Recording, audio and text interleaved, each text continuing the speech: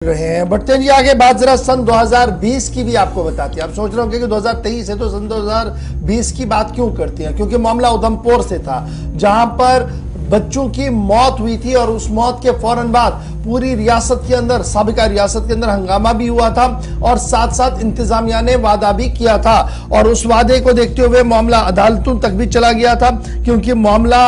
दवाई का था, उस सर्प का था, कफ सर्प का था जो उधमपुर के अंदर बच्चों को दी गई थी, जिसकी वजह से उनकी मौत हुई थी। इब्तिदाई और अभी तक जो सरकारी रिकॉर्ड्स है और कोर्ट के सामने जो बात सामने आई है उसमें यह साफ हो रहा है कि एक और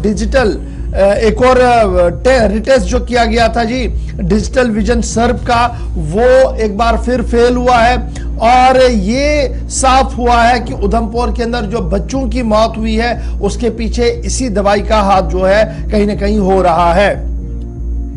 और अब अंबाला कोर्ट की तरफ से इस बात का खुलासा पेश किया गया कि तीसरी बार जब सैंपल कंपनी से लिया गया और सैंपल भेजा गया मैन्युफैक्चरिंग डिजिटल विजन का, तो वहां से पता लगा कि जनाब ये सैंपल जो है ये टेस्ट क्वालिफाई नहीं कर पाया है और रिटेस्टिंग के अंदर ये फेल हुआ है, जिसके बाद ही ड्रग कंट्रोलर ऑफिस अंबाला और दीगर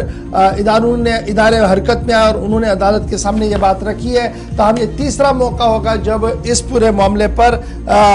ये जो ड्रग कंट्रोलर की कोशिशें हैं वो रंग लाती हुई नजर आ रही है। लगातार पहले दिन से ही इस बात का खुलासा हो रहा था कि ये जी दवाई की वजह से, जो दवाई उस वक्त बच्चों को पिलाई गई थी, इस वजह से ही मौत हुई है। किशोर हमारे साथ उधमपुर से ज्वाइन किए हुए हैं। किशोर, बहुत शुक्रिया ज्वाइन करने के लिए। मामला उधमपुर का है जहां पर 12 बच्चों की मौत हुई थी। दवाई पर सारा इल्जाम यह था कि दवाई बनाने वाली कंपनी ने मयार का हद मुकर्रर नहीं किया था और मयार से नीचे दवाई बनाई थी, जिसकी वजह से बच्चों की मौत हुई है। अगरचे अदालत के बाहर और अंदर उन्होंने काफी एहतजाज इस पूरे मामले पर किया, लेकिन खबर यह है कि तीसरी बार जब रिटेस्टिंग के लिए सैंपल भेजा गया तो एक बार फिर वो नाकाम होते हुए सामने आया है।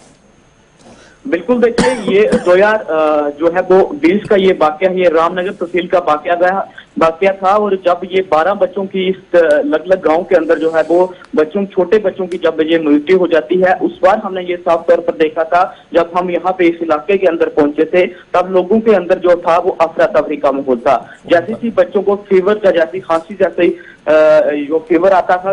वहां का जो हॉस्पिटल है वहां तक बच्चों को लेकर आते थे, लेकिन वहां पे जो अलग-अलग टीमें तब 2022 के अंदर वहां पे पहुंची, वहां पे एक जो मेडिकल की दुकान वहां पे बाहर पाई जाती है, उसमें जो जहां से ये लोग दवाई खरीदते थे,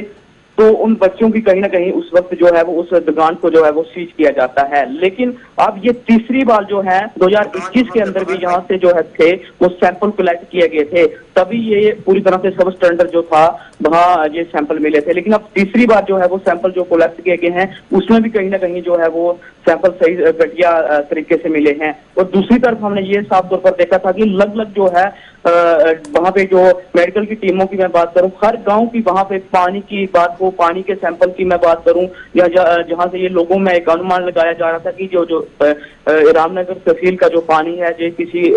नाले से यहाँ से आता है, उसी वजह से जो है वो बच्चों की मौत हो रही है। लेकिन जिस दुकान से ये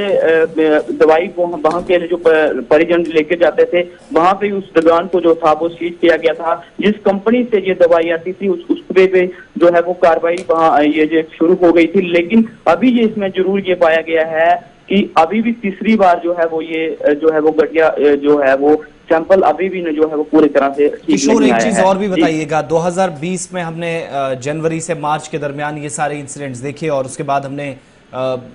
साल के एंड पर भी देखा था कि जब केस आहिस्ता आहिस्ता सामने आए थे। अब तो बात कोर्ट में पहुंची और कोर्ट ने बहुत सारी चीजें इस पर क्लियर की, लेकिन लोकल लेवल पर उस एरिया के अंदर उसके बाद कोई कदम इस तरह का कि कम से कम दोबारा ऐसा कोई इंसिडेंट ना हो, ऐसे उठाए गए कदम की या जो मेडिकल शॉप्स थी, बाकी चीजें थी, फिजिकली क्या कार्रवाई हुई ग्राउंड पे आज तक? किशोर, चलिए जनाब, किशोर के साथ राब्ता कट गया।